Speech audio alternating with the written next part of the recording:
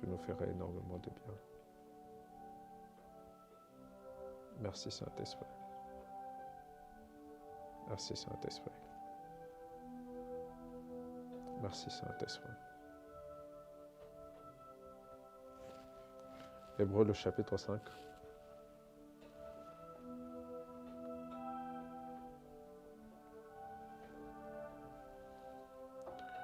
Hébreux le chapitre 5, le verset 11. Je vais commencer par là avant d'introduire l'enseignement de ce soir. Que Dieu bénisse tous ceux qui sont connectés, aussi en ligne. Hébreux le chapitre 5, à partir du verset 11. Je vais lire la version Louis II. La Bible déclare: nous avons beaucoup à dire là-dessus et des choses difficiles à expliquer parce que vous êtes devenus lents à comprendre. Vous, en effet, qui depuis longtemps devriez être des maîtres, vous avez encore besoin qu'on vous enseigne les premiers rudiments des oracles de Dieu. Vous en êtes venus à avoir besoin de lait et non de nourriture solide. Or, quiconque en est au lait n'a pas l'expérience de la parole de la justice. Est-ce que quelqu'un peut répéter avec moi? Or, quiconque en est au lait n'a pas l'expérience de la parole de justice, car il est un enfant. Je lis le verset 14. Mais la nourriture solide est pour les hommes faits. Mais la nourriture solide est pour les hommes faits et pour ceux dont le jugement est exercé par l'usage à discerner ce qui est bien et ce qui est mal.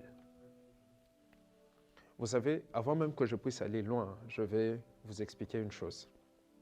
La Bible dit au verset 13, « Or quiconque en est au lait n'a pas l'expérience de la parole de justice, car il est un enfant. » Si quelqu'un n'a pas l'expérience de la parole de justice, ça veut dire que cette personne n'a pas la capacité de juger, de porter justice.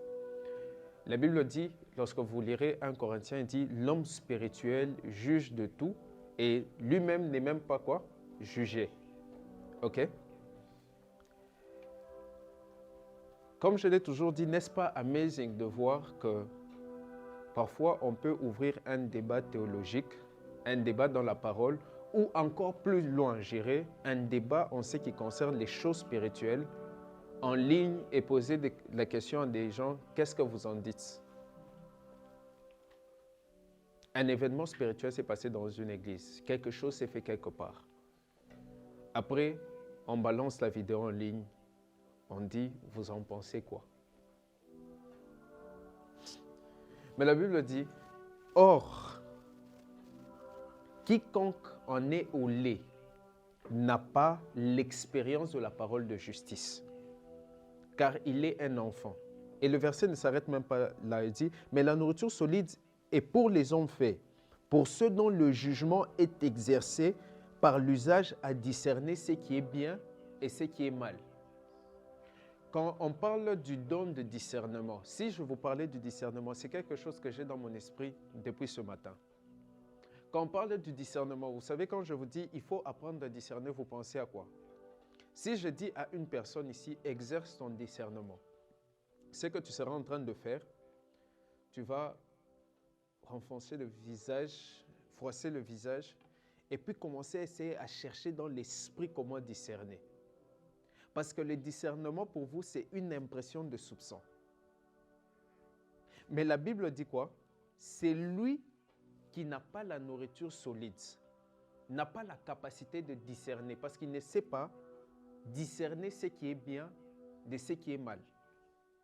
La première des choses qui vous donne d'abord la capacité de discerner, c'est lorsque vous avez adhéré ou lorsque vous avez la capacité de consommer la nourriture solide. On ne peut pas donner à des enfants des sujets ou des choses pour qu'ils puissent discerner ou juger. Vous savez pourquoi vous pouvez faire une mauvaise rencontre où on peut vous proposer quelque chose, sans que vous n'ayez la capacité de discerner, mais une autre personne se dit, ici je sens que je ne dois pas me connecter. Vous savez pourquoi? Ce n'est pas seulement une question d'impression, ce n'est pas que ça le discernement. C'est la capacité dans l'esprit de celui qui est à mesure de consommer la nourriture solide.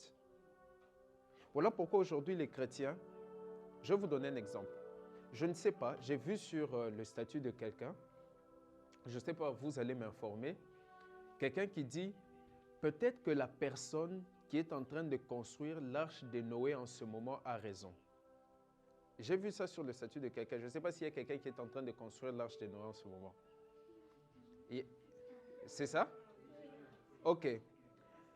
Et la personne écrit sur son statut. Moi, je n'étais pas au courant. J'ai vu ça sur le statut de quelqu'un. Et c'est là que j'avais dit, je vais un peu poser la question. J'ai dit, apparemment, il y a quelqu'un qui est en train de construire l'arche de Noé en ce moment.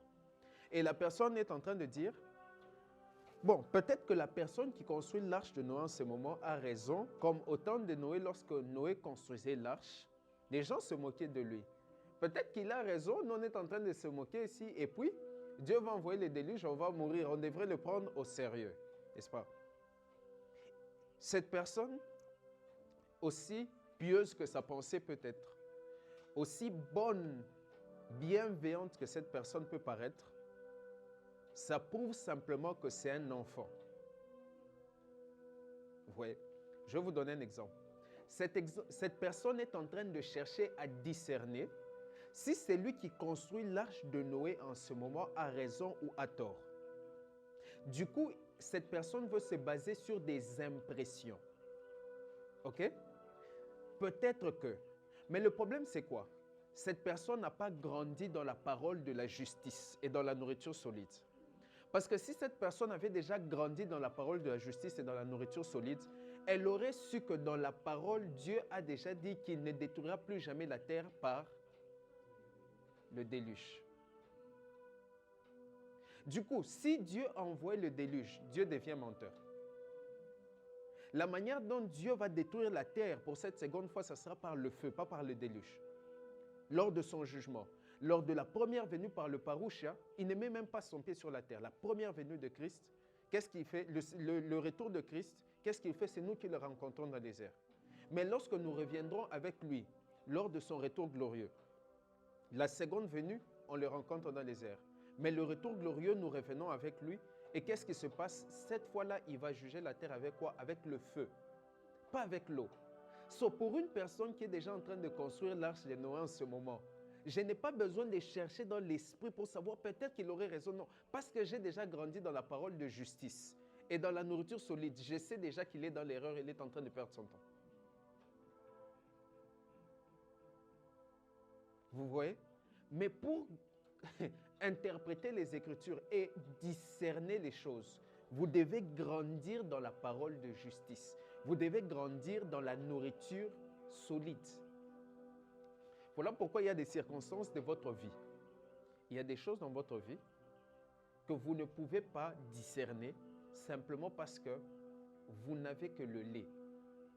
Vous n'avez pas encore grandi dans la parole de justice. Voilà pourquoi vous serez ballotté. Vous voyez quelqu'un sur TikTok en train de faire ça, oh, peut-être qu'il a raison.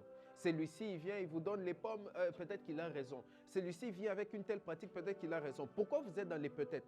Parce que vous pensez que le discernement, c'est un feeling de « je dois chercher un peu comment je sens la chose ». Non. Le discernement, la première et la manière la plus efficace de discerner, c'est de grandir dans la parole de justice. C'est de grandir dans la parole de justice. Et lorsque tu consommes la nourriture solide, l'auteur aux Hébreux est en train de parler du lait. OK? Ça, c'est la dimension des enfants.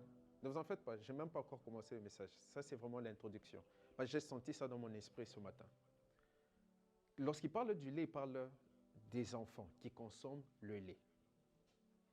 Lorsque vous voyez l'apôtre et le prophète Jean, lorsque vous voyez aussi Ézéchiel et toutes ces personnes qui mangent le rouleau que Dieu leur donne, qu'est-ce qui se passe?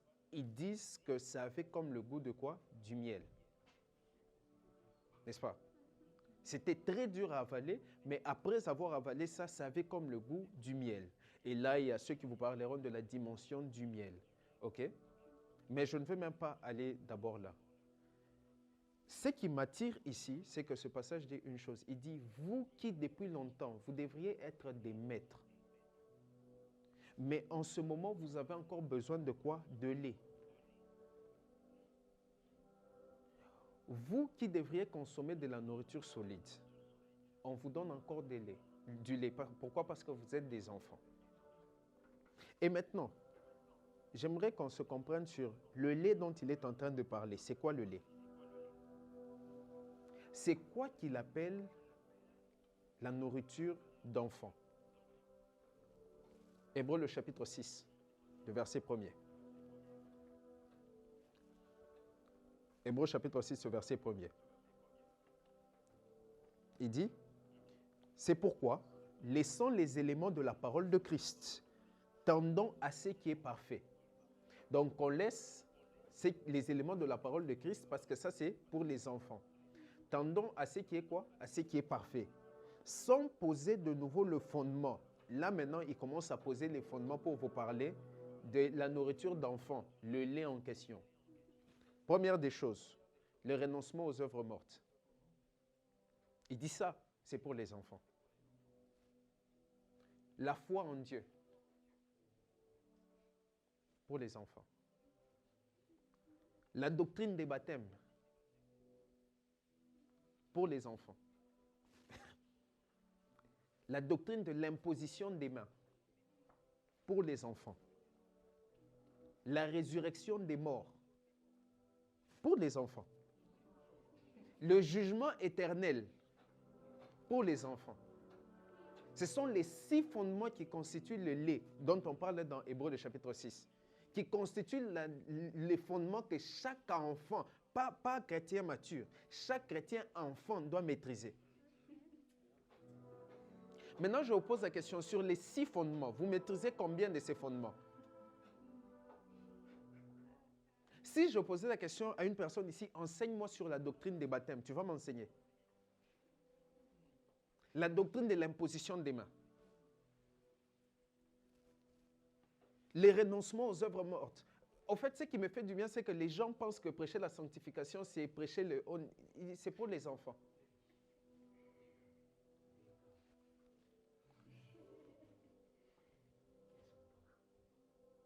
En fait, des 6 fondements, que je vous donne un filtre et une analyse, lorsque vous serez seul, lorsque vous rentrerez chez vous, prenez Hébreux le chapitre 6, verset 1er. Lisez ces 6 fondements et posez-vous sincèrement, regardez-vous dans un miroir et dites-vous, je maîtrise combien de ces 6 fondements? Quel est le fondement que je maîtrise à 100%? S'il y a même un fondement parmi ces 6 fondements, et est-ce que je maîtrise même les 6 fondements? Si vous ne maîtrisez aucun de ces fondements, ou que vous ne maîtrisez pas ces 6 fondements, ou je ne sais pas, vous ne pouvez même pas bien expliquer un de ces fondements, regardez-vous dans le miroir et dites-vous, tu n'es pas sérieux.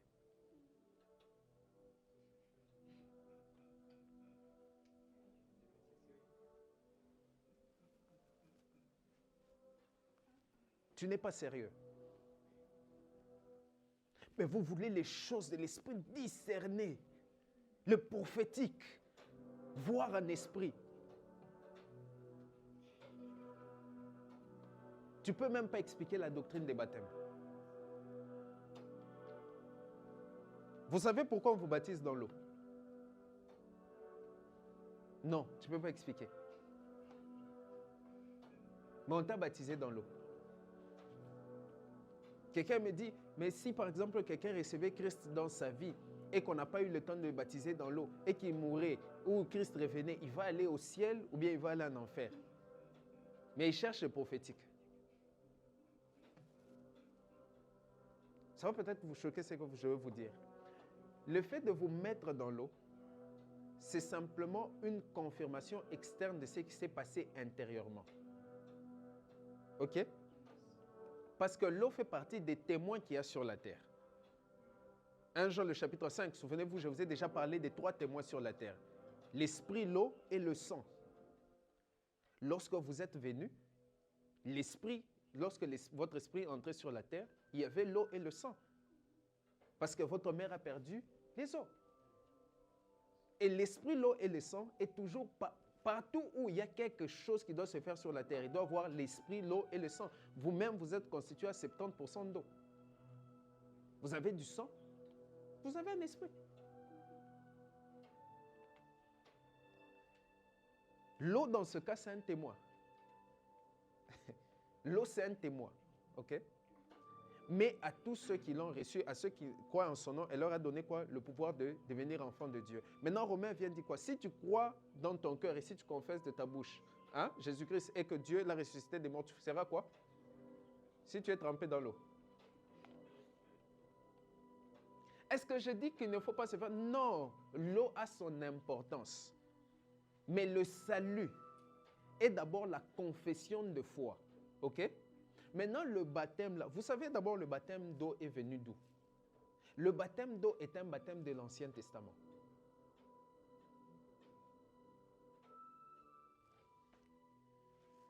Vous avez vu Jésus accorder du sérieux au baptême d'eau? Il y a même un verset où on ne sait pas, parce qu'on dit, bon, quelqu'un dit Jésus baptisé, on dit ses disciples baptisés, on ne sait plus c'était Jésus, c'était ses disciples. Vous avez vu accorder du sérieux au baptême d'eau? Je vais vous poser une question encore. Vous avez vu Jean-Baptiste continuer à baptiser après qu'il ait baptisé Jésus?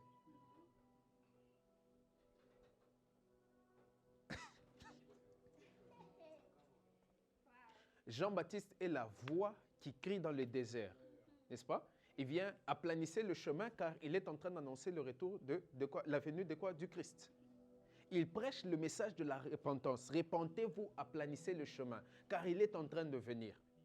Maintenant, il a ainsi, le problème c'est qu'il ne sait pas comment il va reconnaître le Messie. Mais il sait qu'il y a une prophétie qui dit que la domination reposera sur son épaule, parce que lorsqu'il viendra, il sera trempé dans l'eau, l'Esprit descendra et le Père va témoigner. Il a ce témoignage-là de l'Esprit. Du coup, il commence à baptiser d'eau. Et il appelle son baptême le baptême de quoi? De la repentance. Parce qu'il avait le message de quoi? De la repentance. Et lorsqu'il rencontre, l'Esprit témoigne, voici l'agneau de Dieu qui ôte les péchés du monde. Mais Jean-Baptiste n'est pas encore sûr. Parce qu'il veut une preuve de plus. Il dit, ok. Maintenant Jésus dit, ce que tu dois faire, fais-le bien. Si vous savez même pourquoi Jean-Baptiste doit baptiser Jésus. Jésus n'a pas de péché. Il n'a pas péché. Maintenant, il doit se repentir pour moi. Parce que le baptême de Jean-Baptiste, c'était le baptême de quoi? De la repentance.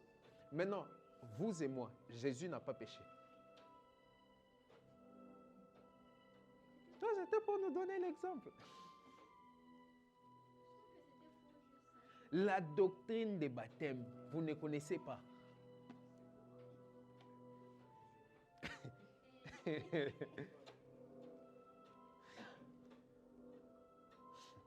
Lorsque Jésus le voit, Jean-Baptiste refuse. Vous savez que Jean-Baptiste a refusé de baptiser Jésus, non? Il a dit, je ne suis même pas digne de délier la courroie de tes chaussures. Jésus lui dit, petit, tu ne comprends pas ce qui s'est fait ici. Moi, je ne viens pas me faire baptiser pour me repentir, ce n'est pas ça. Moi, il y a autre chose qu'on doit faire dans l'eau. Parce que ce que Jean-Baptiste est en train de faire avec Jésus, ce n'est pas le baptême de la repentance, mais c'est un rite de présentation et d'initiation. Parce que les baptêmes n'ont pas commencé avec Jean-Baptiste. Dans la doctrine des baptêmes, il y a ce qu'on appelait les ablutions. Que le souverain sacrificateur devrait faire dans le parvis. Avant d'entrer dans le lieu très saint, avant d'aller dans le Saint des Saints. Il devait faire des ablutions d'eau, même sur le peuple. C'est ce qui était considéré autrefois comme les baptêmes. La Bible même parle de Moïse. Lorsqu'il passe avec le peuple d'Israël, en séparant la mer, la Bible dit quoi? Qu'ils ont été baptisés en Moïse. Tout ça, c'est seulement la doctrine des baptêmes. Maintenant, le problème, c'est quoi? Lorsque le souverain sacrificateur devait présenter un autre souverain sacrificateur qui devait prendre sa place, il y a trois choses qu'il devait faire. Il devait le oindre d'huile, il devait faire les ablutions d'eau, ce qu'on appelle baptême, et le présenter devant tout le peuple pour dire voici le nouveau souverain sacrificateur. C'est ce qui se passe lorsque Jésus est baptisé par Jean-Baptiste. Le Saint-Esprit descend, il est baptisé d'eau et la voix de Dieu dit celui-ci est mon fils. Parce qu'on doit le présenter devant tout le monde. Parce que souvenez-vous, Jésus vient de Il est de Joseph et Marie. Il est de quoi? Il est de Judas. Jésus ne peut pas commencer son ministère tant qu'il n'a pas encore été baptisé. Parce que jusque-là, il n'a que la royauté. Il doit être initié dans le sacerdoce pour qu'il y ait la royauté et le sacerdoce. Parce qu'il est sacrificateur à perpétuité à la manière de Melchisédek. Psaume le chapitre 110, le verset 4. Maintenant, toi, quand on va te poser la question, pourquoi Jésus s'est fait baptiser? Jésus n'avait pas de péché. Maintenant, tu vas commencer à expliquer, non, Jésus devait nous montrer l'exemple pour que nous aussi, on se fasse baptiser.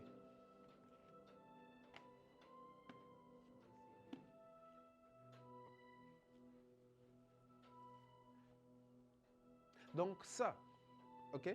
Il n'y a pas à dire waouh, vraiment, ou quoi que ce soit. Non, ça, l'auteur aux Hébreux vous a déjà dit, ça c'est pour les enfants.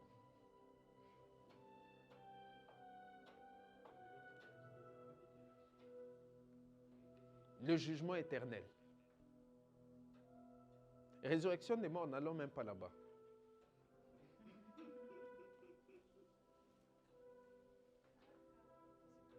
Il dit le jugement éternel.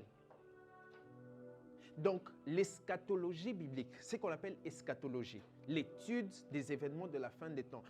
Quand on parle d'eschatologie, l'auteur qui écrit l'épître aux Hébreux t'a déjà fait comprendre que ça, c'est pour les enfants. Combien de chrétiens, combien d'entre vous, vous maîtrisez l'eschatologie biblique?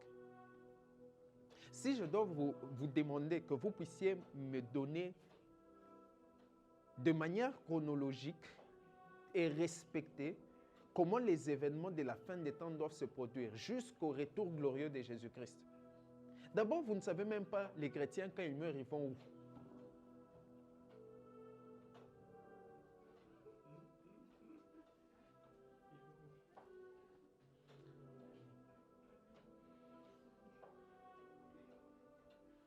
Confusion ici, on parle de purgatoire, ici on parle de...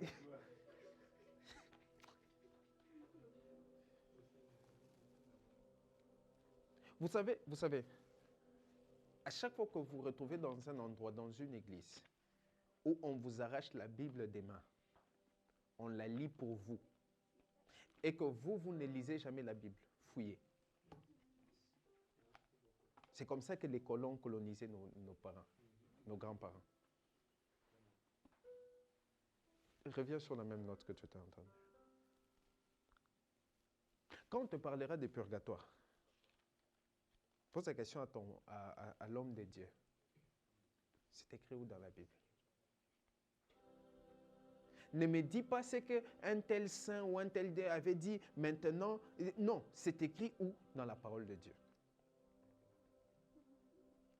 Lorsqu'on va te dire, priez telle personne pour qu'il puisse prier pour nous, intercéder pour nous, c'est écrit où? Parce que moi, je peux te donner le passage qui dit qu'il n'y a qu'un seul intermédiaire, un seul médiateur entre Dieu et les hommes, Jésus-Christ. Sur toi, donne-moi maintenant le verset où on dit que les saints ou qu'un tel doit intercéder pour nous.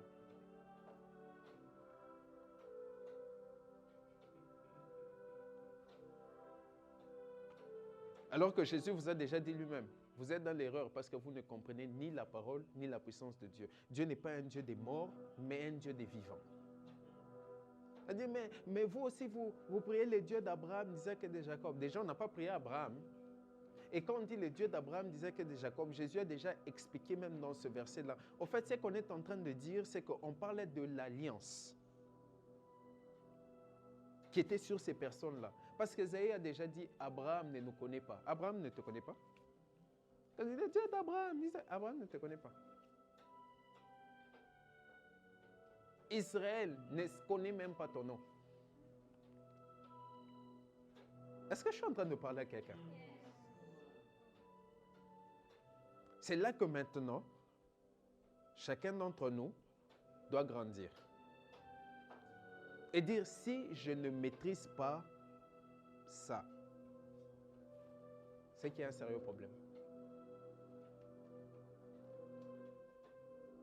Si je ne maîtrise pas rien que ça, c'est qu'il y a un sérieux problème.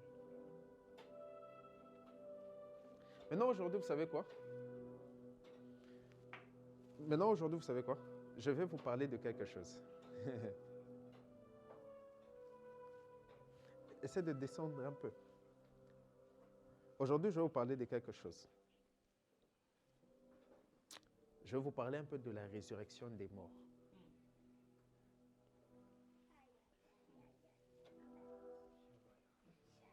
Parce que voyez-vous, on parle du corps. Et le corps me pousse là. OK? Je vais vous parler un peu, juste en très peu de mots, la résurrection des morts. Quelqu'un peut dire la résurrection des morts?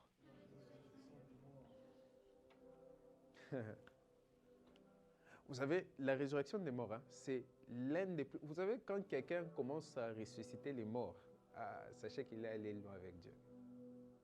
Un miracle que Dieu lui-même a préservé pour Jésus pour dire, hein, ça serait le chaos des chaos. Donc tu as fait tous les miracles, mais quand on parle de résurrection des morts, ça c'est autre chose. On va lire 1 Thessaloniciens, le chapitre 4, le verset 17. Je lis la version Semeur. Ensuite, nous qui serons restés en vie, à ce moment-là, nous serons enlevés ensemble avec eux dans la nuit. Bon, je commence au verset 16 pour que vous compreniez le contexte. En effet, au signal donné, sitôt que la voix de l'archange et le son de la trompette divine retentiront, le Seigneur lui-même descendra du ciel. Vous savez, je ferme d'abord ici, vous savez que c'est à cause de ce verset que les témoins de Jéhovah pensent que Jésus est un archange. Oui. Parce qu'on dit au son de l'archange et Jésus descendra du ciel. Bon, on n'est pas là aujourd'hui, non? Passons seulement. Et le son de la trompette divine retentiront, le Seigneur lui-même descendra du ciel et ceux qui sont morts unis à Christ ressusciteront en premier lieu. Vous comprenez? On dit au son de l'archange, au son de la dernière trompette, ceux qui sont morts en Christ ressusciteront en premier. Ensuite, on dit quoi? Verset 17. Ensuite, nous qui serons restés en vie à ce moment-là, nous serons enlevés ensemble avec eux dans la nuée pour rencontrer le Seigneur dans les airs. Vous comprenez déjà qu'ici, on parle de la seconde venue, pas du retour glorieux. Parce qu'il n'existe pas qu'un seul enlèvement. Vous voyez, l'auteur aux Hébreux a déjà dit, ça c'est pour les enfants. Vous voyez comment vous grattez la tête et tout, ça c'est pour les enfants.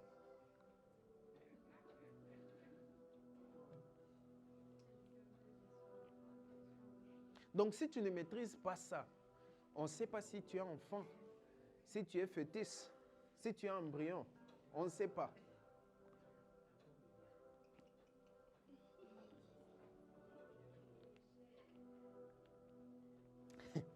Laisse-moi passer. Nous serons levés ensemble avec eux dans la nuée pour rencontrer le Seigneur dans les airs. Ainsi, nous serons pour toujours avec le Seigneur. 1 Thessaloniciens. Les enfants savent. Donc, si tu ne sais pas, je ne sais pas tu es où, les enfants savent que 1 Thessaloniciens, c'est la première et l'épître la plus ancienne de la Bible. Avant Matthieu, Marc, Luc, Jean, tout ce que vous voulez. Ça a été écrit en l'an 50. 1 Thessaloniciens et puis 2 Thessaloniciens, l'an 51. L'apôtre Paul revient de ce grand voyage. Il a fait 14 ans en Arabie Saoudite, là où il était au mont Horeb. Et vous allez chercher les monts Sinaï en Égypte.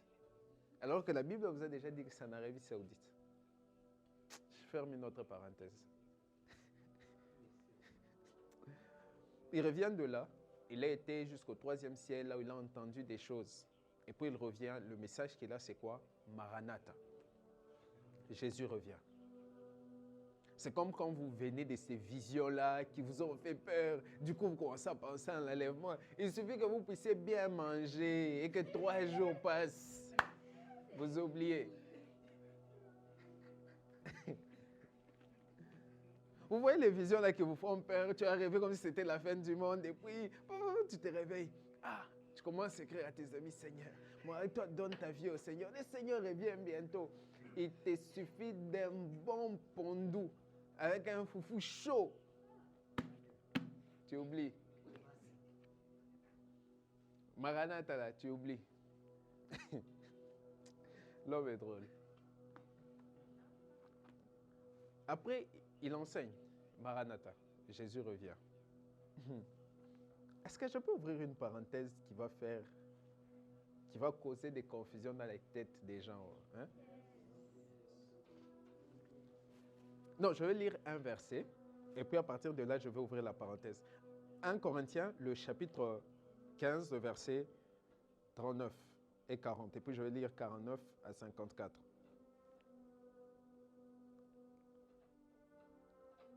Oh my God.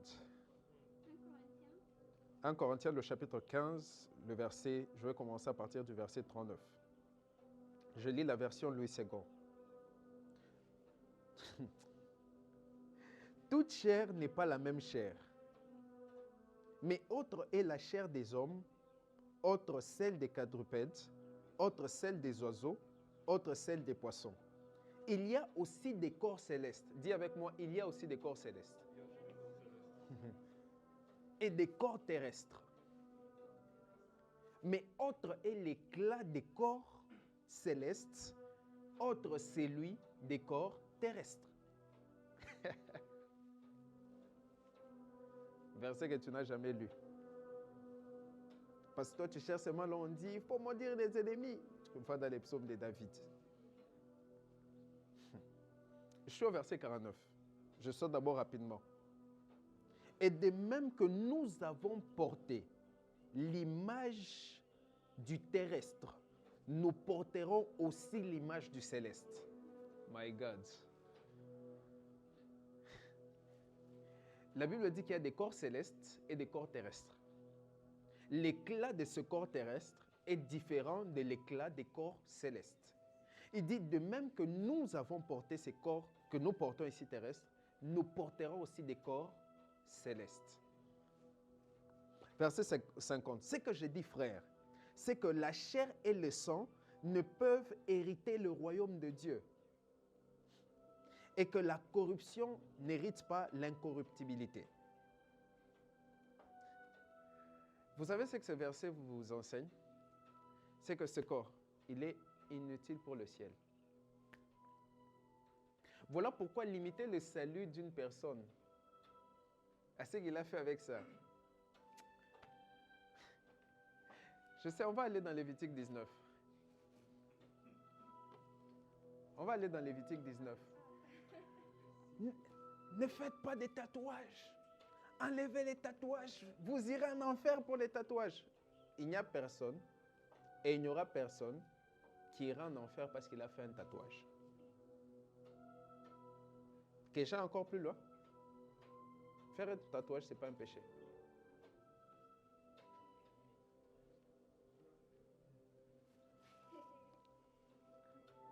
Mais je veux couper déjà le bout de quelqu'un qui est en train d'imaginer déjà les tatouages qu'il va se faire.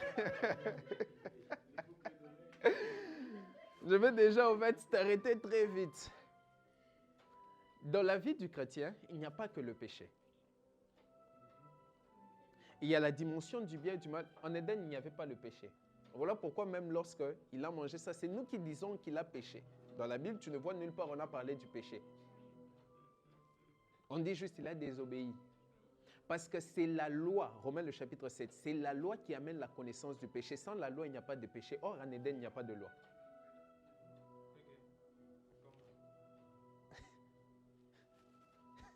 Vous savez pourquoi vous connaissez le péché? C'est ce que l'apôtre Paul vous enseigne, Romains chapitre 6, chapitre 7. À cause de quoi? De la loi. Lorsque Dieu a amené par Moïse la loi, le péché aussi est venu. Et l'apôtre Paul vous enseigne que le péché a profité du commandement pour se saisir de moi. If you are free to sin, you are free from sin. C'est ce que Dieu a fait avec vous. Vous savez ce que Dieu a fait? J'enlève la loi, j'enlève les commandements, faites ce que vous voulez. Moi, je vous aime.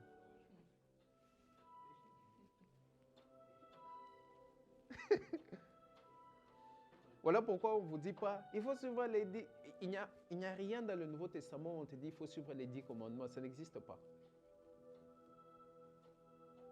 Je ne sais même pas pourquoi on enseigne d'abord les 10 commandements aux gens. Non, ne vous en faites pas. Je vais vous enseigner quelque chose. Donc, je vous disais, si parce que j'ai dit faire un tatouage, ce n'est pas un péché, déjà vous voulez aller faire un tatouage, calmez-vous. Calmez-vous. Calmez-vous.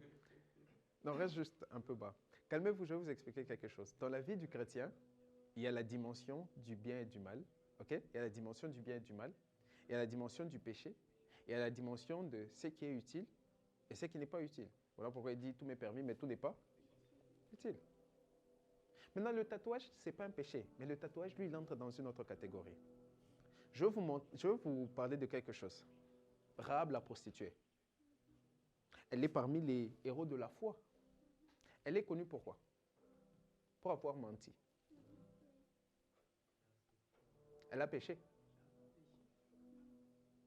Elle a péché, oui, oui, elle a péché. Le mensonge, c'est un péché.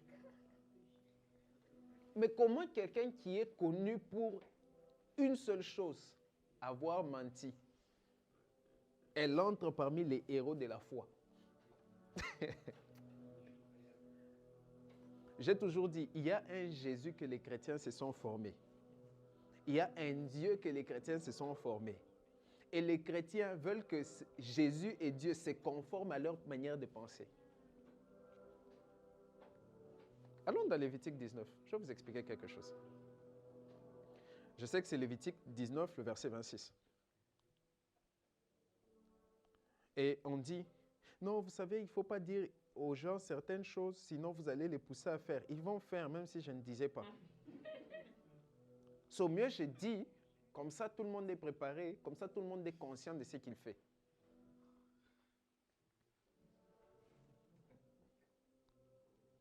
C'est Lévitique 19. Ok. Je commence au verset 28. Vous ne ferez point d'incision dans votre chair pour un mort, et vous n'imprimerez point de figure sur vous. Je suis l'Éternel. On a pris le passage de Lévitique. On a dit, il ne faut pas faire quoi? Il ne faut pas faire des tatouages. C'est ce verset, à cause de ce verset-ci. Et toute personne qui te dira que les tatouages, c'est un verset, c'est le seul verset qu'il va te donner. Lévitique, Ancien Testament, la loi. Attendez, je vais vous montrer. Maintenant, vous savez quoi? Dieu s'est aussi tatoué.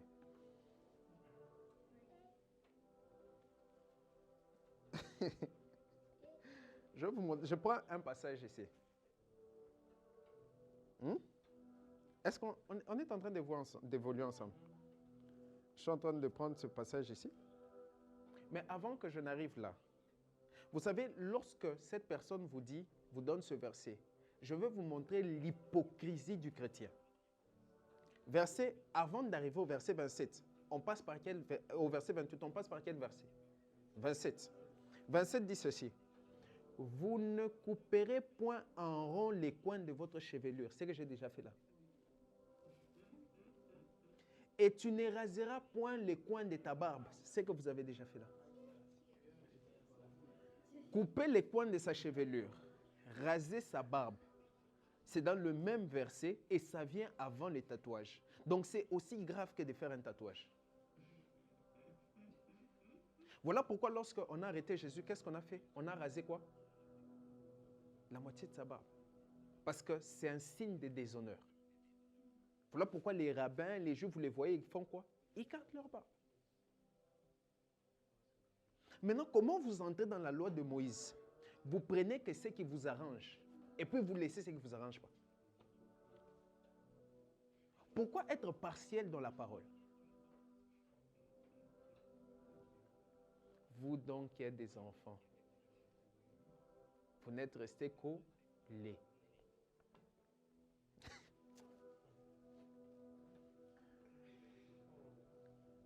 Ésaïe, le chapitre 49, le verset 16.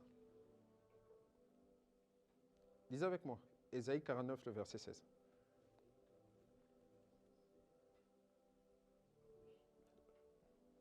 Ésaïe, le chapitre 49, le verset 16. Moi, j'ai la version anglaise devant moi. OK. Je vais prendre plusieurs versions.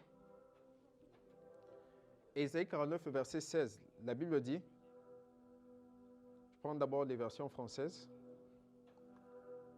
Voici, j'étais fait quoi? J'étais gravé dans les creux de mes mains. Je pense constamment à tes remparts. Prenez maintenant des différentes versions. Il y a une version en anglais qui dit même I've tattooed you. Mot bien, tattoo.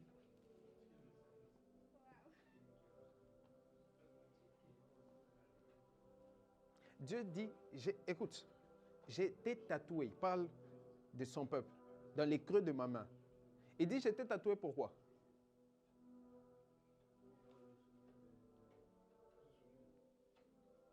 J'étais tatoué dans les creux de ma main, pourquoi? Pour que j'étais quoi? Constamment devant mes yeux. Est-ce que je suis en train de dire que vous devez faire des tatouages? Non, je ne suis pas encore arrivé là. Mais je vous montre que Dieu lui-même, il a dit quoi? J'étais gravé où? Dans les creux de ma main. Lorsque vous allez dans l'Apocalypse, ceux qui défendent aussi les tatouages prennent aussi très souvent ce verset hors contexte. Mais quand même, ça reste une réalité. Parce qu'ils disent, on dit que Jésus a quoi? Il a un nom marqué sur lui, n'est-ce pas? So, écoutez-moi, je répète ce que je vous avais dit. Personne n'ira en enfer pour un tatouage. Personne n'ira au ciel pour un tatouage. Ça, c'est corruptible. Maintenant, écoutez une chose. Pourquoi le chrétien, dans quelle dimension maintenant le chrétien ne peut pas faire des tatouages? Ne savez-vous pas que vos corps sont quoi? Les temples du Saint-Esprit. Ce verset-là, il ne s'arrête pas là. Je ne sais pas pourquoi vous arrêtez là. Ce verset dit, et vous ne vous appartenez plus. Imaginez-vous, vous êtes dans votre maison. Je vais vous donner un exemple banal pour que tout le monde comprenne et qu'on passe rapidement. Imaginez-vous, vous êtes dans une maison que vous êtes en train de renter. Après, vous vous réveillez le matin, vous faites des graffitis au mur. Lorsque votre bailleur va venir, va faire, il vous met dehors. Il va te dire, qui t'a permis de faire ça? Pourquoi tu mets des graffitis? Ce n'est pas ton mur, ce n'est pas ta maison. Comment tu commences à faire des graffitis au mur et tout ça? Qui t'a permis? Tu vois? Le Saint-Esprit vous enseigne que ce corps, vu que tu es chrétien, ton corps, c'est mon temple. C'est moi qui y habite. C'est moi qui décide ce que tu en fais. Ce n'est pas toi. Si vous poussez la réflexion loin, parce que ce n'est pas le sujet d'aujourd'hui, vous saurez maintenant comment répondre aux gens qui disent que dans la Bible, ce n'est jamais écrit que boire l'alcool, c'est un péché. Parce qu'ils pensent que tout ce qui est interdit, parce qu'ils pensent qu'il faut qu'on dise que c'est un péché pour que vous ne puissiez pas faire. Parce que tout ce que vous avez enseigné aux chrétiens, c'est quoi? Le péché.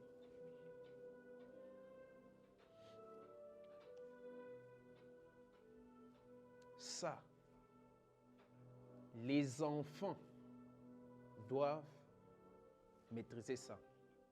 Ce n'est même pas encore la parole de justice pour discerner le bien du mal. Mais quand on va te poser la question sur les tatouages, tu veux échouer d'expliquer à une personne, bon, moi je crois que dans ma conviction, non, il n'y a pas ta conviction, donne-nous la parole. Ta conviction comment? Vos affaires de conviction là, c'est ce qui a apporté beaucoup de problèmes dans l'Église. Non, je pense que ma conviction à moi, c'est qu'un chrétien ne devrait pas faire des tatouages. Ma conviction à moi, c'est qu'un chrétien peut faire des tatouages. Mais qu'est-ce que la Bible dit? On est fatigué de vos avis.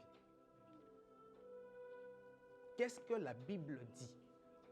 Nous ne sommes pas conduits par vos convictions. Nous sommes conduits par quoi? La parole de Dieu. Ta parole est une lampe à mes pieds et une lumière sur mon sentier, pas tes convictions. Donne-moi la parole. Est-ce que je suis en train de parler à quelqu'un? Voilà pourquoi dans la vie chrétienne, à un moment, il faut s'arrêter de seulement demander, faire ceci, cela, grandir d'abord dans la parole de justice. Nous sommes dans un temps très mauvais. Vous devez être en mesure de discerner. Mais comment vous discernez? Ça, ce sont des questions essentielles qui gangrènent la société, l'Église chrétienne. Comment vous répondez à ça? Comment vous discernez?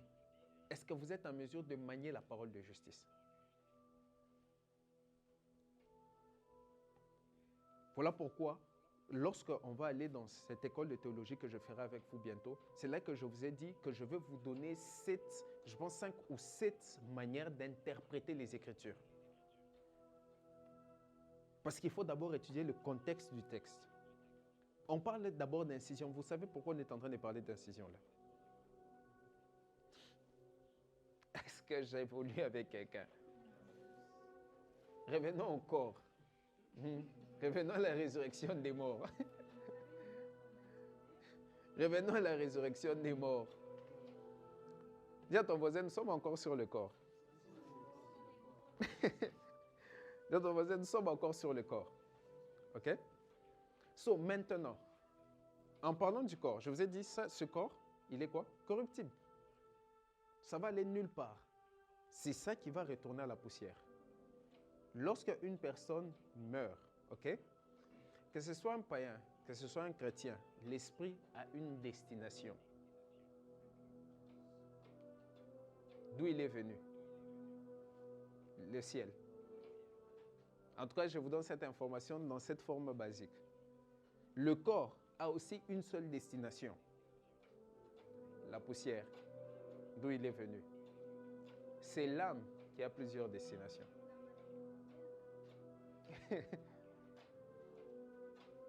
Maintenant, je vais essayer de vous poser une question. Vous allez comprendre que vous n'avez pas bien compris l'âme. L'enfer a été créé pour qui? Satan et les anges déchus, n'est-ce pas? Quand les païens meurent, le corps revient à la poussière. L'esprit rentre au ciel. L'âme va en enfer. L'âme est immatérielle. Qu'est-ce qui brûle en enfer?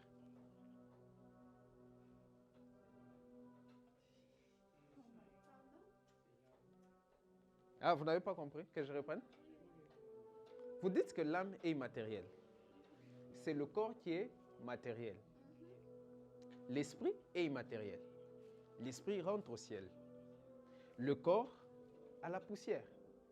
L'âme, nous partons pour sauver les âmes. Il ne faut pas que ces âmes aillent où? En enfer. Mais l'âme est immatérielle. Le feu qui est en enfer, qui brûle là, ça brûle quoi? Si ça brûle l'âme, comment l'âme peut brûler alors que l'âme est immatérielle?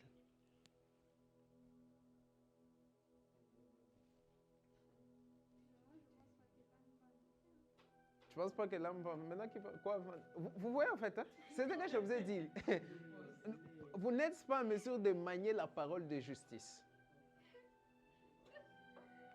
Maintenant, imaginez-vous que vous avez un païen qui a déjà réfléchi de cette manière.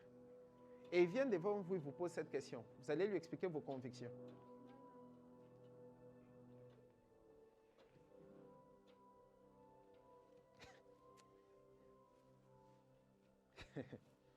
Est-ce que j'évolue avec quelqu'un? Est-ce que je parle à quelqu'un? Maintenant, revenons seulement au corps. OK? Revenons au corps. Comme on a dit, il y a différents types de corps. C'est le verset qu'on a lu, n'est-ce pas? On a lu le verset qui dit qu'il y a différents types de corps. Tout ce que nous faisons dans notre vie chrétienne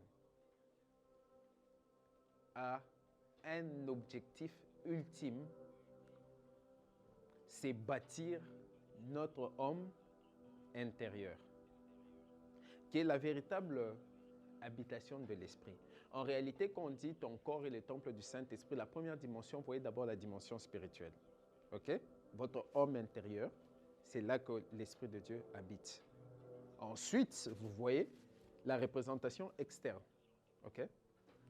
Tout ce que nous faisons a une seule ou un seul objectif, bâtir l'homme intérieur. Bâtir l'homme intérieur. Jésus dit, détruisez ce temple et je le rebâtirai en quoi? En 3 jours. Et ces gens, ils se fâchent. Ça a pris plus de 50 ans, je ne sais pas moi, pour qu'on puisse construire ce temple. Mais comment lui dit qu'il va le rebâtir en 3 jours? Et la Bible dit qu'il ne comprenait pas qu'il disait quoi, qu'il faisait référence à quoi? À son corps. Ne savez-vous pas que vos corps sont les temples du Saint-Esprit? À chaque fois, même lorsqu'on parle des démons, lorsqu'un démon est chassé d'une personne, il va dans les lieux arides, il part chercher ces démons plus méchants et il revient, il dit « ma maison ». Je vais réhabiter quoi? Ma maison. Parce que dans le monde spirituel, le corps, c'est quoi? C'est un temple, c'est une maison. C'est la symbolique du corps dans le monde spirituel. Dieu parle avec des images. Ça, vous le savez. OK?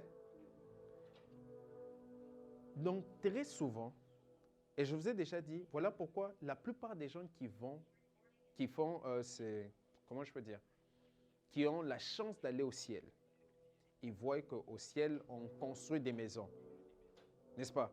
Ils vous ont dit, ils sont allés au ciel, ils sont en train de construire des maisons. Après, ils rentrent, ils disent, non, on construit des maisons au ciel, il faut se préparer, bientôt nous sommes en train de partir. Si Jésus est parti au ciel, ça fait 2000 ans.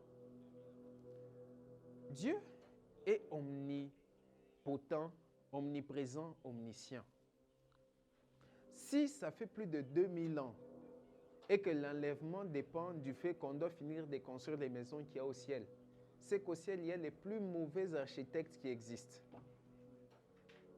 Comment vous pouvez faire plus de 2000 ans, vous ne faites que construire? C'est quelle maison que vous construisez? Pour combien de gens?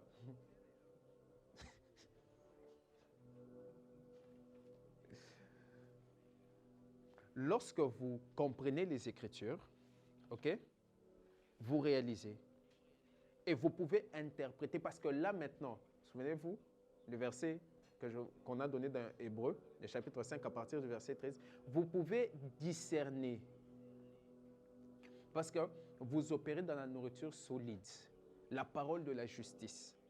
Et là, vous êtes maintenant capable de discerner que, ok, les maisons qu'on voit, qu'on est en train de construire au ciel, ce sont les corps célestes, les corps glorieux.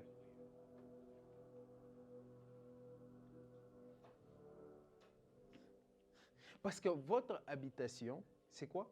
C'est votre corps.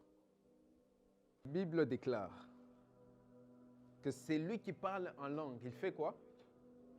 Il s'édifie lui-même. Il oikodomeo.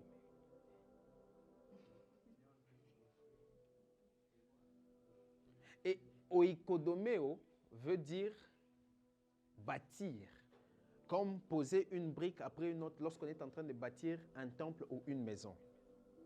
Lorsque vous l'abradez,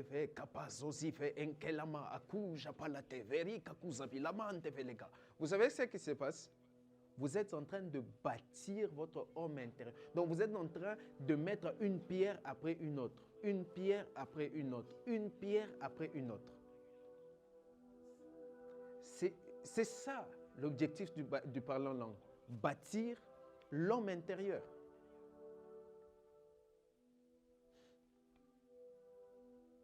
Et maintenant, la Bible dit ceci, qu'on ne mourra pas tous. Parce que le verset que je vous ai donné au début, le verset a déjà dit quoi? Il y a ceux qui sont morts, mais il y a ceux aussi qu'il va trouver. Ceux-là seront enlevés après la résurrection de ceux qui sont morts avant, n'est-ce pas? Donc, nous ne mourrons pas tous, parce qu'il trouvera certains. Mais une chose est sûre, nous tous nous serons quoi? Nous tous nous serons changés. On a lu ce verset, 1 Corinthiens, le chapitre 15. Nous ne mourrons pas tous, mais tous nous serons quoi? Tous nous serons changés. Il dit, de la même manière que nous avons porté ce corps terrestre, nous porterons ce corps glorieux. Et le corps glorieux, c'est ce corps glorieux qui nous permettra de monter dans les airs afin de rencontrer Christ. Parce que l'éclat de ce corps glorieux, les capacités de ce corps glorieux est différente de l'éclat de ce corps terrestre. Est-ce que les choses commencent à s'aligner maintenant dans votre esprit? Non, ceux qui ne s'alignent pas, vous allez recevoir l'enseignement. C'est ce corps-là qui va faire quoi? Qui va nous permettre à ce que nous puissions monter dans les airs. Essaye de monter dans les airs avec ce corps. Tu ne peux pas.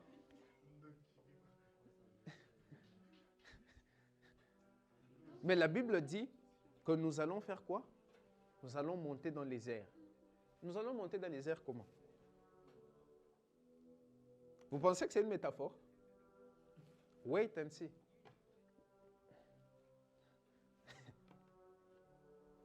Et je veux vous amener à quelque chose que vous allez maintenant réaliser. La Bible dit que ce corps-là, il viendra quand? Ce corps-là, il viendra quand? Je vais vous donner un peu quelques... Attendez, je vais vous booster un peu.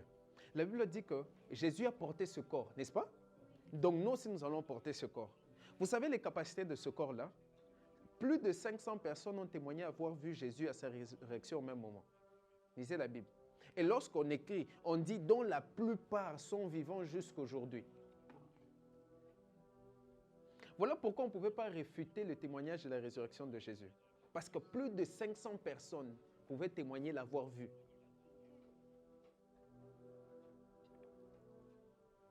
Lorsque Jésus ressuscite, Marie l'approche, veut le toucher. Il dit, ne me touche pas. Il monte.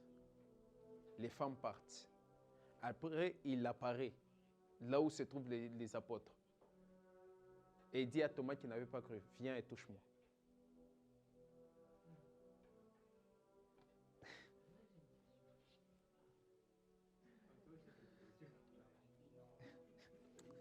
Est-ce que vous lisez votre Bible?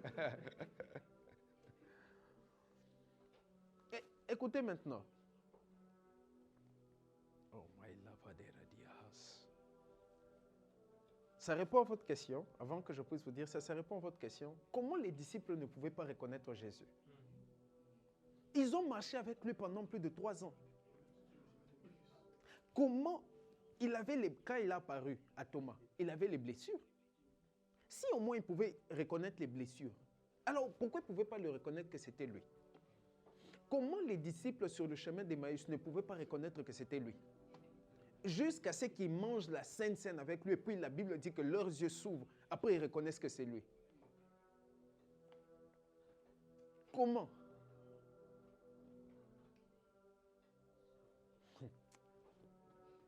L'éclat, on vous dit, l'éclat de ce corps est différent de l'éclat de ce corps ici. Vous pensez qu'on va vivre comment durant les milléniums?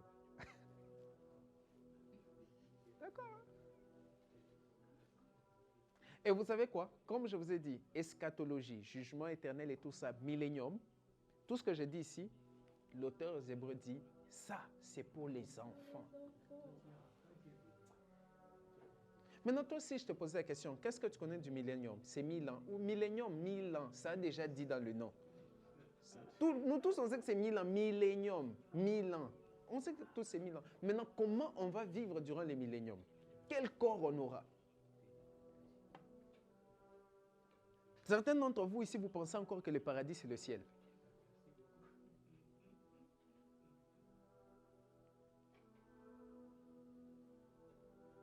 Vous pensez qu'il y a quelqu'un qui est déjà parti au ciel en ce moment? On dit il est au ciel, on le dit comme ça.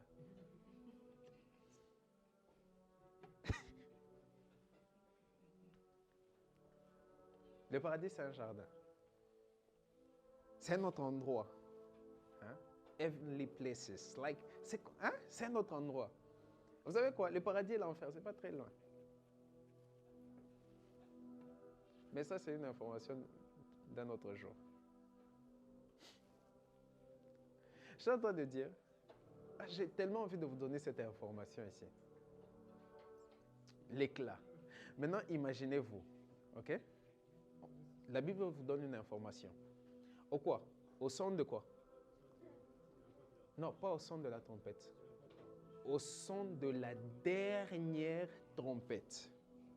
Si la Bible dit au son de la dernière, ça veut dire qu'il y a eu d'autres avant, et au son de la dernière,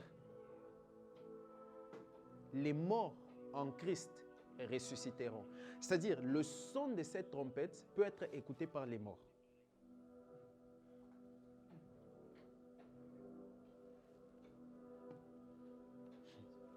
À la voix de l'archange, au son de la dernière trompette, les morts en Christ ressusciteront en premier. Ensuite, nous serons quoi? Nous serons enlevés.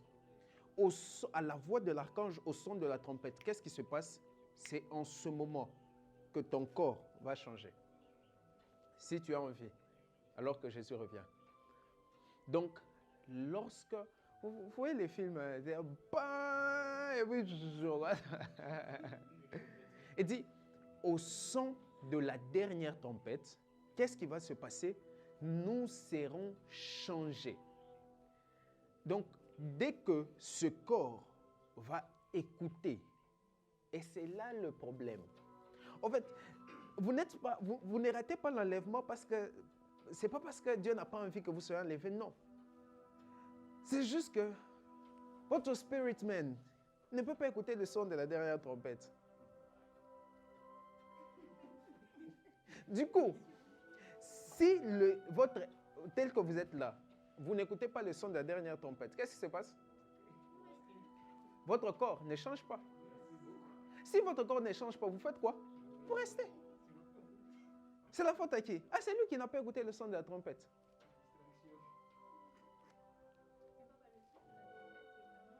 Et vous pensez que c'est...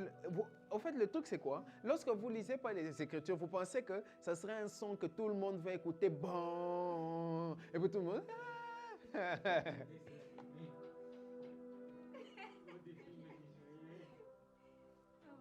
Voilà pourquoi ils seront surpris. La Bible dit qu'ils seront deux en train de travailler dans le champ. L'un sera enlevé, l'autre restera. Ils seront endormis. L'un sera enlevé, l'autre restera. Et ils seront surpris. Ils sont passés où ces gens? Parce qu'ils ne vont rien écouter.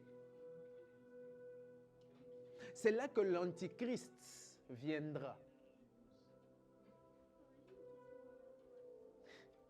Seigneur, j'ai envie de leur enseigner l'eschatologie. Parce que c'est là que l'Antichrist fera quoi? Viendra. Parce que c'est ça qui retient encore l'Antichrist. En ce moment, il y a l'esprit de l'Antichrist. OK? L'Antichrist viendra. Et les tribulations, qu'est-ce que j'ai dit? C'est là que les tribulations vont maintenant commencer à prendre part.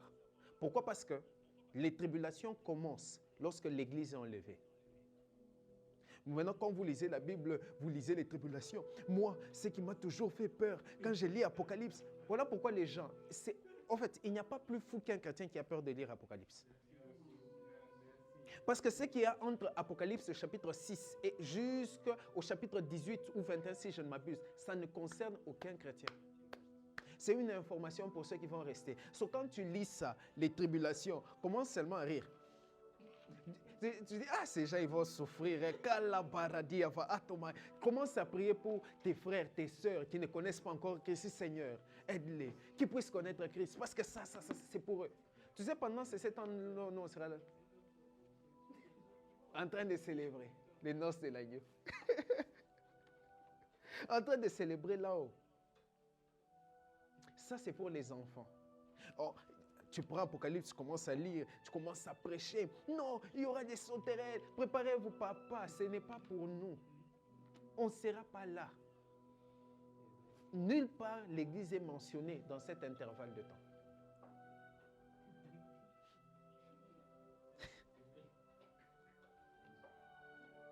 Maintenant,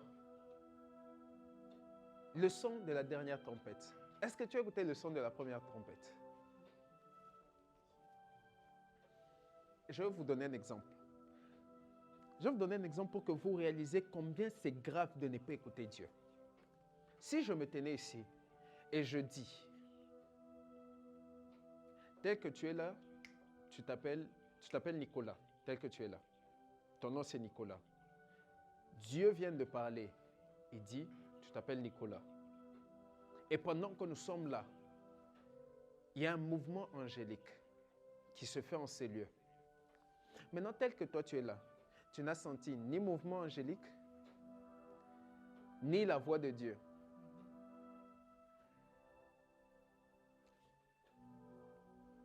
Tout ce qui se passe dans le monde de l'esprit, pour toi, c'est fermé. Rien.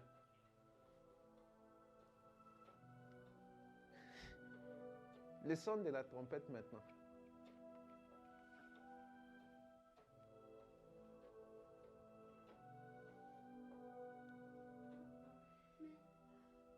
Voilà pourquoi la Bible dit maintenant, entretenez-vous. Vous connaissez ce passage? Entretenez-vous par des hymnes, des cantiques spirituels, des psaumes. Priez sans cesse. Celui qui parle en langue, bâtissez-vous en esprit. Pourquoi? Vous devez bâtir votre homme intérieur. Ces choses sont des choses spirituelles. Vous ne pouvez pas les attendre avec des attentes charnelles et naturelles. Ce n'est pas spécial qu'un chrétien puisse écouter Dieu, c'est la normale, c'est la base.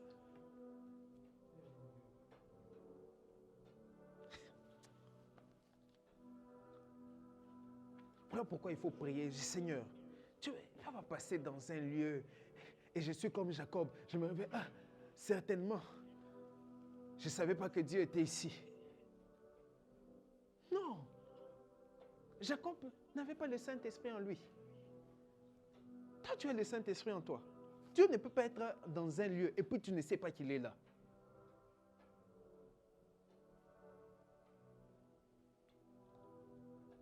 Maintenant, quand il faut discerner, si je vous disais, le don du discernement se répand ici. Le don du discernement, vous connaissez votre premier réflexe. Vous avez commencé à chercher à discerner les sorciers, les démons. Ah non, cette personne, vous, votre discernement, c'est toujours du côté négatif. Cette personne, je ne la sens pas bien. Tu as senti, je ne vois pas clair. Quand est-ce que vous avez discerné les anges dans votre maison?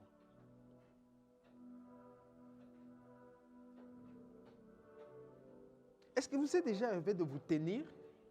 Vous êtes dans votre chambre, vous êtes dans votre véhicule, vous êtes à l'université dans un bus et vous avez la ferme assurance. C'est vrai que les anges marchent avec moi, mais là, je sens qu'il y a un ange qui vient d'entrer. Il y a quelque chose. Je sens. Je peux sentir une présence derrière moi. Et ça, c'est un ange. Vous, quand vous sentez des présences, des mots,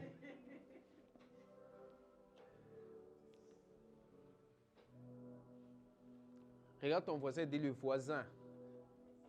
Non, regarde bien dans les yeux, dis voisin. Sois spirituel.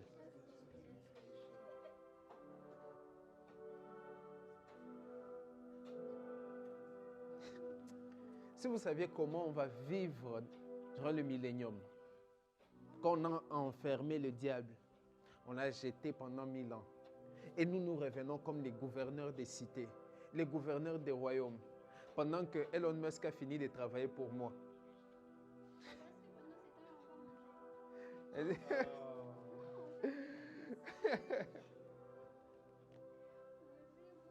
Tu sais pourquoi tu poses cette question? Tu sais pourquoi tu poses la question si pendant ce temps-là tu vas manger? C'est un besoin naturel. C'est ton corps qui parle.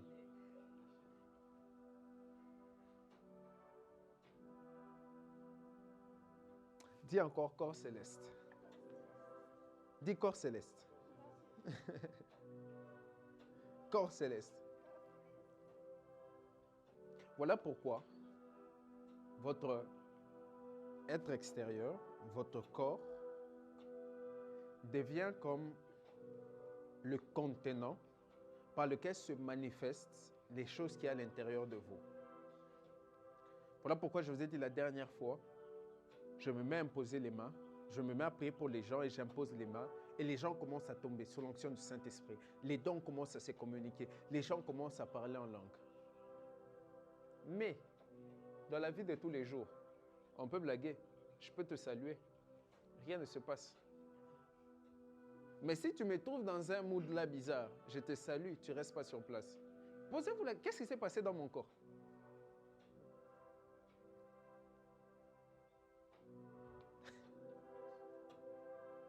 ce corps que vous avez, vous devez à tout prix, le garder, l'entretenir. Pas parce que c'est une finalité, mais parce que c'est la chose que Dieu vous a donnée pour exprimer, pour que celui qui est à l'intérieur s'exprime.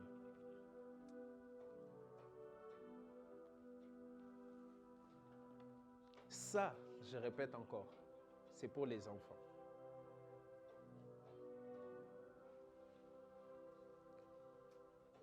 Maintenant, assieds-toi là et pose-toi la question. Les histoires d'enfants, est-ce que je maîtrise?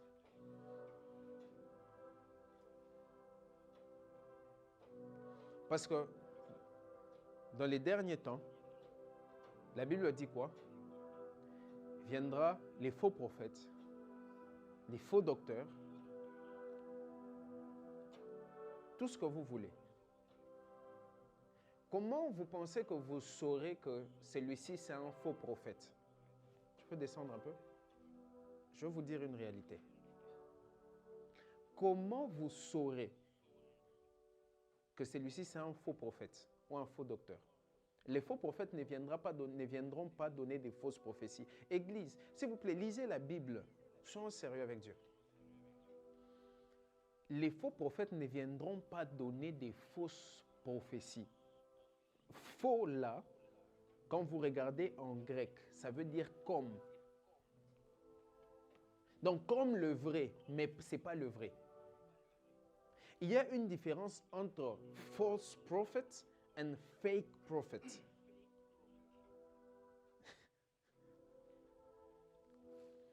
Les faux prophètes vous donneront des détails, vous allez fuir. Parce qu'il y a ce qu'on appelle l'esprit de divination. Actes chapitre 16, la femme qui avait l'esprit de Python, lorsqu'elle a commencé à parler de Paul et de son compagnon, elle disait quoi? Ceux-ci, ce sont des hommes de Dieu. Ils sont venus, écouter-les. Et ce qu'elle disait, c'était faux? Non, c'était vrai. Mais comment l'apôtre Paul a su discerner qu'elle parle, malgré qu'elle dit la vérité, mais c'est l'esprit de Python et ce n'est pas l'esprit de Dieu? Toi, si les gens commencent à t'acclamer, déjà c'est l'esprit de Dieu. Si c'était toi là-bas, non, celui-ci c'est un homme de Dieu. Et puis tu prends même, elle devient même ton assistante. Alors que c'est l'esprit de Python qui est en train de parler. Parce qu'il est en train d'essayer de camoufler qu'on ne le voie pas. Comment tu vas discerner? Il y a ce qu'on appelle la divination, l'esprit de divination. Lorsque Joseph a été corrompu, il a commencé aussi à utiliser l'esprit de divination. Voilà pourquoi il a dit, ils ont pris la coupe avec laquelle je devine. C'était une forme de divination égyptienne. Où on faisait des pratiques avec une coupe et par là, on pouvait sortir la voix des choses qui devaient venir. Oui, Joseph avait été initié. Cette partie-là de la vie de Joseph, on ne va pas vous enseigner. C'est mal là où il a souffert. Les fausses prophètes viendront par l'esprit de divination. Ils sont en mesure de vous donner des détails, de vous donner des choses qui sont vraies. Le problème, ce n'est pas ce qu'ils disent, mais la source. C'est ça le problème. L'Église ne souffre pas encore vraiment des fausses prophètes. L'Église, ce que vous connaissez, l'Église souffre des fake prophets. Vous voyez ces gens-là qui prennent les détails sur Facebook, qui créent des prophéties. Ce ne sont pas des faux prophètes. Il ne faut même pas les élever. Les faux prophètes, c'est trop haut pour eux. Ce sont des charlatans. Des petits joueurs qui organisent encore des choses comme ça par eux-mêmes. Il ne faut pas jouer. Ça, ce n'est pas un faux prophète. Ça, c'est un fake prophète. Le faux prophète, il va te donner des détails par l'esprit de divination. Par différentes sources, il va te donner des détails. Mais le problème, c'est quoi? La source. Et là où il sera en train de te conduire afin de corrompre et de te corrompre. Maintenant, comment vous pensez que vous serez en mesure de discerner? Comment vous allez discerner des enseignements Comme on dit, ils apporteront des doctrines des démons. Comment vous serez en mesure de discerner?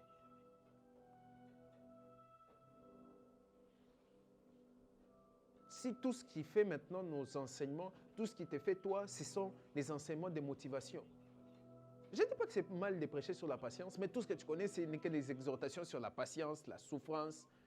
Tout ce que tu connais, toi, c'est motiver les gens. Il y a des gens, si on est bien enseigné, commence d'abord à motiver. Il y a des enseignements, c'est bien, c'est vrai. Mais même un coach en motivation peut faire ça. Tu dois être. Voilà pourquoi je n'arrête pas de dire. En ces temps-ci, on n'a pas besoin de convictions personnelles. On n'a pas besoin des gens qui polémiquent. On a besoin des gens qui ouvrent la parole, qui nous expliquent les temps, qui expliquent la parole et qui nous donnent la lumière. Non, si David a connu ça, toi aussi, tu peux passer par là. Et puis à la fin, vous savez, David, à la fin, leçon morale, soyez patient. Merci, on ne s'élèvera pas.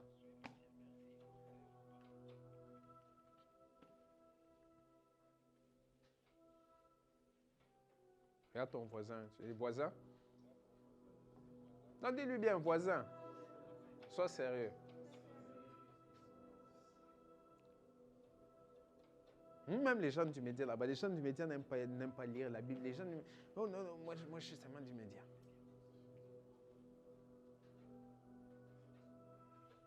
Lorsqu'on vous donnera cette Bible, et croyez-moi, le problème, ce n'est pas seulement la chair. La chair, ce n'est pas que ça. La chair, c'est tout endroit où tu as la possibilité de parler de Dieu à des gens qui ne le connaissent pas encore. Si c'est à ton boulot, c'est là qu'il y a ta chair. Si c'est dans ton club de médecine, c'est là qu'il y a ta chair.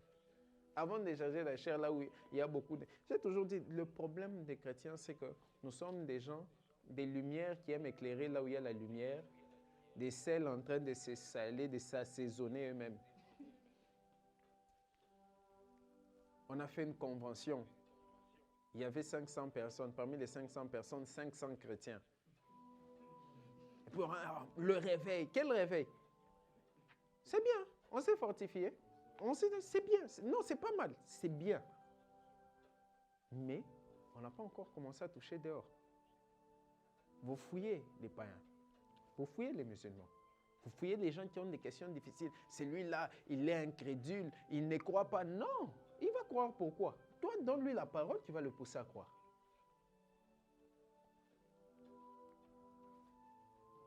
Voilà pourquoi laissez-nous au milieu des musulmans.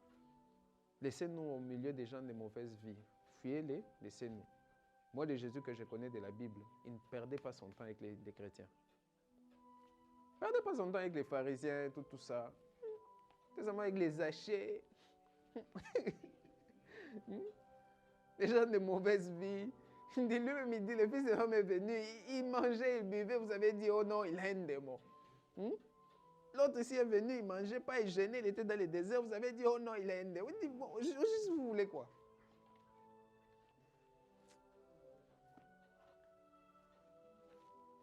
Tu seras en train de faire une prière. Je suis en train de dire au Seigneur, Seigneur, aide-moi à grandir dans la parole de la justice, afin que je sois en mesure de discerner. Est-ce qu'une personne peut faire cette prière? Fais cette prière.